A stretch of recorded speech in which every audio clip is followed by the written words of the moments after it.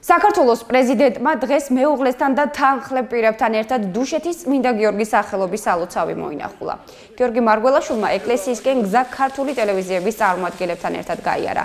ქვეყნის პირველ პირს ჟურნალისტები მსვლელობისას არაფორმალურ გარემოში გაესაუბრნენ და მათთვის საინტერესო კითხვებზე პასუხები მოისმინეს. საქართველოს პრეზიდენტმა და პირველმა ლედიმ წმინდა გიორგის სახელობის სალოცავში სანთლები დაანთეს და საქართველოს მოსახლეობას გიორგობის დღესასწაული მიულოცეს.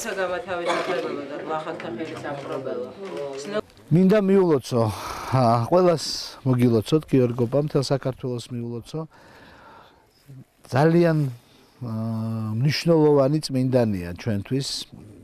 შესაძლებელია სიმბოლოც გახდა ჩვენი სიძლიერის, ჩვენი ქვეყნის სიძლიერის, იმიტომ რომ ეს არის თან მებრძოლი და თან არა მარტო როგორც ჯარისკაცი და მებრძოლი, არამედ მებრძოლი, რომელმაც შეძლო სულიერებით ბევრად უფრო მასზე ფიზიკურად ძლიერი ადამიანების დამარცხება და გარკვეულწილად საქართველოს სიმბოლოც არის, იმიტომ რომ მთელი ისტორიის განმავლობაში ურთულეს ვითარებებში, როდესაც ბევრად ფიზიკურად ნაკლები ვიყავით, თან ფიზიკური მებრძოლებით ვიყავით, თან რეალურად ვომობდით, მაგრამ ამ ძალის უკან იდგა სულიერება და გილოცავთ დღევანდელ დღეს ყველას მთელ საქართველოს.